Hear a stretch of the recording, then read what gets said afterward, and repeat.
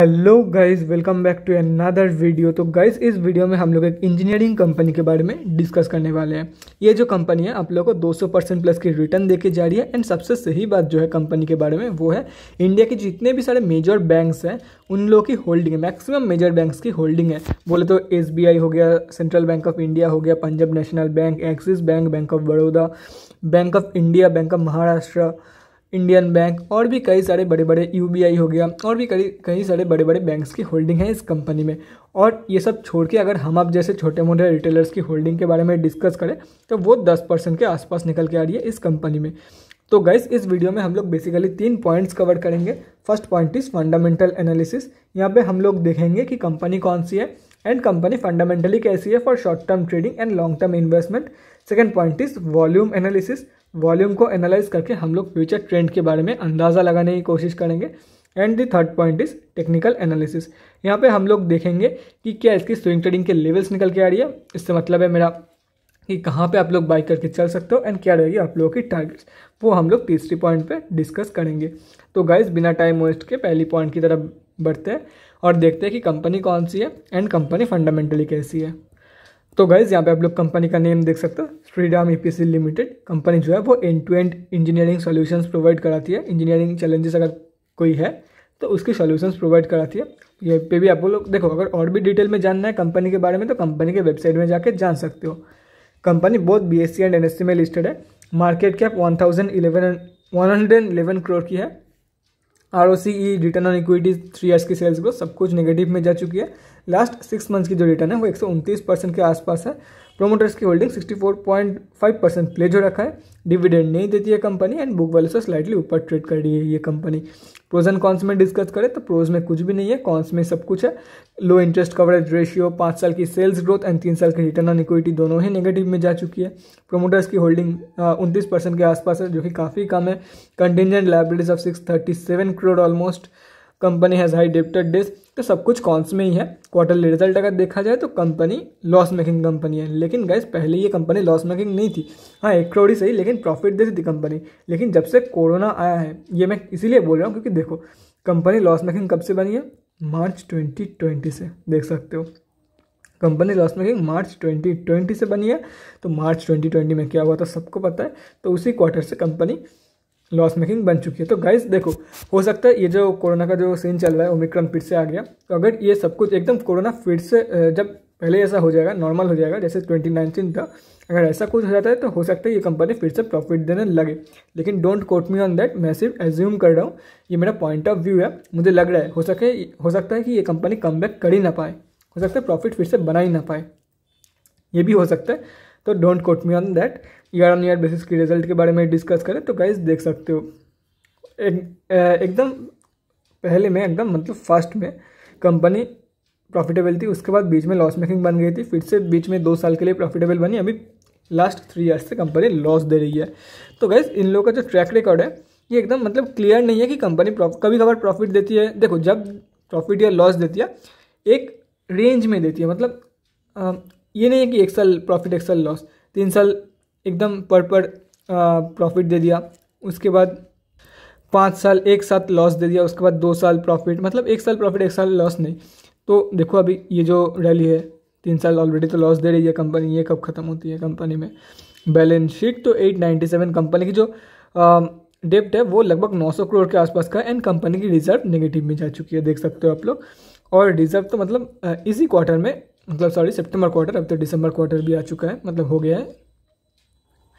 तो सितंबर के क्वार्टर में कंपनी की जो रिजर्व है वो नेगेटिव में जा चुकी थी एंड बोरोइंग्स 900 करोड़ के आसपास का मतलब इंक्रीज हुई थी। डेब्ट भी इंक्रीज किया था कंपनी ने और 900 करोड़ के आसपास का डेब्ट थी कंपनी के पास। फंडामेंटली काफ़ी वीक कंपनी है, देख सकते हो, लेकिन कंपनी की जो शेयर होल्डिंग पैटर्न है वो ज़बरदस्त है। DIIs में मैं आप लोगों को दिखा देता हूँ, जो बड़े बड़े इंडियन बैंक्स की होल्डिंग है इस कंपनी में, देख सकते हो आप लोग। तो अगर ये सब कुछ कैलकुलेट करते हो एंड पब्लिक में भी 2 बड़े रिटेलर की होल्डिंग है, अगर ये सब कुछ कैलकुलेट करते हो तो हम अब जैसे छोटे मोटे रिटेलर्स की जो होल्डिंग है वो 10% के आसपास निकल के आ रही है इस कंपनी में। अभी हम लोग कंक्लूजन पे आते हैं कि कंपनी एक्चुअली कैसी है। देखो गाइस, कंपनी आज लॉस दे रही है, इसका मतलब ये नहीं है कि लाइफ टाइम तक कंपनी लॉस ही देगी, कंपनी फिर से प्रॉफिटेबल बन सकती है। तो मैं आप लोगों को यही रिकमेंड करूंगा, अगर कंपनी के ऊपर भरोसा है कि ये जो कंपनी है मुझे फिर से प्रॉफिट दे सकती है, तो आप लोग आराम से लॉन्ग टर्म के लिए बाय करके चल सकते हो। लेकिन लॉन्ग टर्म के लिए मैं आप लोगों को एज सच रिकमेंड नहीं करूँगा। जिस साल ये कंपनी प्रॉफिट दे उसके उस साल आप लोग इसको बाय कर लो, एटलीस्ट 2 साल या तो फिर उसके नेक्स्ट साल तो ये कंपनी प्रॉफिट देगी according to its past result. क्योंकि देखा आप लोगों ने, एक साल सिर्फ प्रॉफिट एक साल लॉस नहीं, जब भी जो भी होता है एकदम सीक्वेंस में होता है, उसके बाद टोटली चेंज हो जाता है। तो इसलिए मैं बोल रहा हूँ फर्स्ट जिस साल आप लोगों को लगे कि कंपनी प्रॉफिट देने वाली है उस साल आप लोग बाय करके चल सकते हो। एटलीस्ट एक साल के लिए आप लोग निश्चिंत हो जाओगे कि हाँ नेक्स्ट साल भी ये कंपनी प्रॉफिट देगी, लेकिन फिर भी रिस्क है, लेकिन टू सम एक्सटेंट निश्चिंत हो जाओगे। क्योंकि स्टॉक मार्केट में ही या तो फिर सब कुछ हर जगह पे हिस्ट्री रिपीट्स इटसेल्फ। बाकी आप लोगों की मर्जी। मैं तो आप लोगों को बोलूँगा कि उतना मगजमारी छोड़ो, don't go for long term, short term trading and swing trading से पैसा कमाओ एंड प्रॉफिट को एंजॉय करो। तो गाइस अभी हम लोग अपने दूसरे पॉइंट की तरफ बढ़ते हैं और चलते हैं NSE के वेबसाइट में और देखते हैं कि आज कंपनी में क्या हुआ है बेसिकली। तो गाइज यहाँ पे आप लोग देख सकते हो कंपनी जो है वो निफ्टी इंफ्रास्ट्रक्चर में लिस्टेड है एंड आज कंपनी ने अपनी न्यू 52 वीक हाई सेट किया है। देख सकते हो आप लोग 3 जनवरी 2022 एंड कंपनी की जो 52 वीक लो है वो लास्ट साल 23 अप्रैल को कंपनी ने सेट किया था। आज कंपनी अपर प्राइस बैंड में क्लोजिंग हुई है, मतलब अपर सर्किट में कंपनी क्लोजिंग हुई है आज। और देख सकते हो आप लोग आज कंपनी में थोड़ी बहुत तो ट्रेडिंग हुई है क्योंकि हाई लो ओपन सब कुछ अलग अलग प्राइस पॉइंट पे है। देख सकते हो आप लोग, मतलब थोड़ी बहुत तो ट्रेडिंग हुई है कंपनी में। और आज 42,40,674 क्वांटिटी में ट्रेड हुआ है, जिसका वैल्यू लगभग 487 लाख रुपीज़ के आसपास निकल के आ रही है। पेंडिंग ऑर्डर क्वांटिटी के बारे में डिस्कस करें, 1,73,035 बाइंग ऑर्डर पेंडिंग है 11.55 की प्राइस पॉइंट पे, मतलब मार्केट प्राइस पे 1,73,000 बाइंग ऑर्डर पेंडिंग है। वॉल्यूम स्ट्रेंथ के बारे में डिस्कस करें तो काफ़ी सही वॉल्यूम स्ट्रेंथ है कंपनी में, 63 या तो फिर ऑलमोस्ट 64% के आसपास डिलीवरी परसेंटेज निकल के आ रही है। मतलब मेजॉरिटी ऑफ द लोग जो है आज डिलीवरी में ही स्टॉक को प्रेफर किया है कंपेयर टू इंट्राडे ट्रेड।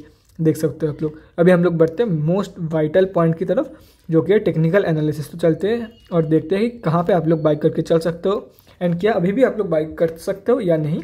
उसके बाद हम लोग डिस्कस करेंगे क्या रहेगी आप लोगों के फ्यूचर के टारगेट जिन लोगों ने भी अभी भी होल्ड करके रखा हुआ है उन लोगों के लिए। तो गाइज बिना टाइम वेस्ट किए NSE के डेली चार्ट की तरफ चलते हैं। तो गाइज यहाँ पे हम लोग आ चुके हैं NSE के डेली चार्ट पे, देख सकते हो आप लोग। और आज कंपनी अपर सर्किट में क्लोजिंग हुई है, 5% अप था कंपनी। और यहाँ पे आप लोग देख सकते हो आज एवरेज वॉल्यूम आई है। लास्ट 2 या 3 दिन से अगर कंपेयर किया जाए तो काफ़ी कम वॉल्यूम आई है, लेकिन एवरेज वॉल्यूम आज मेंटेन्ड है कंपनी में। और वॉल्यूम की स्ट्रेंथ भी काफ़ी अच्छा स्ट्रॉन्ग है, मॉडरेट से ज़्यादा है, एवव एवरेज आप लोग बोल सकते हो। एकदम मतलब प्रॉपरली स्ट्रॉन्ग नहीं है लेकिन फिर भी ठीक ही है। और यहाँ पे सारे के सारे टारगेट्स इस कंपनी के ऊपर ऑलरेडी मैं एक वीडियो बना चुका हूँ, तो अगर उस वीडियो आप लोग देखोगे तो ये सभी के सभी लेवल्स यहाँ पे मेंशन्ड है। सिर्फ ये जो न्यू लेवल है 16.95 मतलब 17 की जो लेवल है ये मैंने अभी ड्रॉ किया है। मैं एक बार आप लोगों को कंपनी की RSI चेक करवा देता हूँ। कंपनी की RSI जो है वो अभी भी ओवरबॉट जोन में नहीं गई है, देख सकते हो आप लोग 78.9 मतलब 69 के आसपास का RSI लेवल मेंटेन्ड है। तो 79 के आसपास का RSI लेवल तो मेंटेन्ड है, तो 80 का क्रॉस करती तो मैं आप लोगों को बोलता कि डोंट गो फॉर इट। बाकी अभी भी आप लोग बाई करके चल सकते हो क्योंकि अभी प्रॉपर बाइंग जोन है। 79 की RSI मतलब प्रॉपर बाइंग जोन पे है, तो आराम से बाई करके चल सकते हो अगर आप लोग को मिलता है तो। For the targets of 12.6, 13.95 and 17। तो देखो गाइस मैं आप लोग को यही रिकमेंड करूंगा, जो भी बंदा अभी बाई करने के लिए जा रहे हैं कंपनी में, तो आप लोग की जो टारगेट है लास्ट टारगेट है 14, क्योंकि 17 तक वेट मत करो। क्योंकि देखो कंपनी अपर सर्किट के बाद अपर सर्किट लगा के ऊपर जा रही है, और अगर आप लोग ठीक से एग्जिट ना कर पा रहे हो, मतलब टाइम से पहले एग्जिट, अगर आप लोग बाई चांस ट्रैप हो जाते हो, मतलब टाइम से पहले एग्जिट ना कर पा रहे हो, या तो फिर आप लोग की जो मेंटेलिटी है वो गलत है कि हाँ और 2 दिन देख लेते हैं, क्या पता मुझे इससे भी ज़्यादा की प्रॉफिट हो जाएगा, तो टाइम से एग्जिट करना ज़रूरी है कंपनी में। तो अगर आप लोग नहीं कर पाते हो या तो फिर आप लोगों की माइंडसेट कुछ ऐसा है, तो मैं आप लोगों को यही रिकमेंड करूँगा 14 के लेवल के आसपास एग्जिट करके निकल जाओ। क्योंकि अगर बाई चांस भी, ये तो ज़रूरी नहीं है कि 17 के लेवल से ये कंपनी नीचे गिरेगी, बाई चांस अगर 15 या तो फिर 16 के लेवल से कंपनी नीचे गिरती है तो आप लोग बुरी तरीके से ट्रैप्ड हो जाओगे। आप लोग तो बैठे थे 17 के लिए, बुरी तरीके से आप लोग ट्रैप्ड हो जाओगे एंड आप लोगों का जो पैसा है वो डूब जाएगा, क्योंकि आप लोगों ने काफ़ी हाई लेवल पे बाई किया है। और सबसे इंपॉर्टेंट बात, जब भी लोअर सर्किट लग जाए तब कोई भी बंदा सेल नहीं कर पाता। ये मतलब न्यूली बताने की ज़रूरत नहीं है, जो भी नो वॉइस है या तो फिर नूब है, अभी न्यू बिगिनर्स है, उन लोगों के लिए था ये। जो लोग एक्सपीरियंसड है उन लोगों को पता ही है कि अगर लोअर सर्किट लग जाए किसी भी स्टॉक्स में, उनमें एग्जिट करने का मौका नहीं मिलता है या तो फिर ट्रेड एग्जीक्यूट नहीं होता है उनमें। तो और लोअर सर्किट कहाँ पे आके रुकेगी ये किसी को नहीं पता, क्योंकि कंपनी लगभग 7 रुपये के प्राइस पॉइंट से ऊपर जा रही है, लगभग 100% रिटर्न देने ही वाली है विद इन फ्यू डेज। तो अगर जब भी नीचे गिरेगी एटलीस्ट 50 to 60% तो कंपनी नीचे गिरेगी ही गिरेगी। तो आप लोग ट्रैप हो सकते हो। मैं आप लोग को यही बोलूँगा, जो भी बंदा अभी बाय करने के लिए जा रहे हैं 14 इज़ द लास्ट टारगेट। बाकी आप लोगों के ऊपर है, एक्स्ट्रा रिस्क लेना चाहते हो तो इंटेरली आप लोगों के ऊपर है। और जो लोग अभी भी होल्ड कर रहे हैं उन लोग के लिए देखो कैसे, अगर आप लोग अभी भी होल्ड कर रहे हो और आप लोग की जो होल्डिंग है वो 8.5 रुपये के नीचे की है, तो आराम से आप लोग 17 तक की टारगेट के लिए होल्ड करके चल सकते हो, आराम से होल्ड करके चल सकते हो। क्योंकि अगर कंपनी बाई चांस बीच से नीचे भी गिर जाती है तो एटलीस्ट ये 10 की लेवल से या तो फिर 8.5 के लेवल्स पे ये कंपनी बाउंस बैक देगी, तो आप लोग एटलीस्ट कॉस्ट टू कॉस्ट निकल पाओगे, या तो फिर बीच में कभी ना कभी तो ट्रेडिंग होगी तभी भी आप लोग निकल सकते हो। लेकिन जो लोग ऊपर बाई कर रहे हैं उन लोगों के लिए दैट्स टू रिस्की। बाकी आप लोगों के ऊपर है। ये क्या था, सॉरी फॉर दैट गाइस। तो guys that's it for this video. अगर आप लोग चाहते हो तो ये जो सारे के सारे लेवल्स है इसकी स्क्रीनशॉट लेकर रख सकते हो। मैंने ये जो करंट मार्केट प्राइस है इसको मिटा रहा हूँ ताकि बाद में कोई भी कंफ्यूजन ना हो रिगार्डिंग द लेवल्स। तो guys that's it for this video. अगले वीडियो में मिलते हैं गाइस। Thanks for watching. और गाइस अगर आप लोगों के मन में कोई भी डाउट या क्वेरी रहती है स्टॉक मार्केट या किसी भी स्टॉक से रिलेटेड तो कमेंट सेक्शन में कमेंट करके मुझसे पूछ सकते हो, या तो फिर मेरे इंस्टाग्राम का लिंक आप लोगों को डिस्क्रिप्शन बॉक्स में मिल जाएगा, जाके वहाँ पर ही मुझे डीएम कर सकते हो for an 1-on-1 conversation. Thanks again for watching guys, bye guys and definitely stay safe.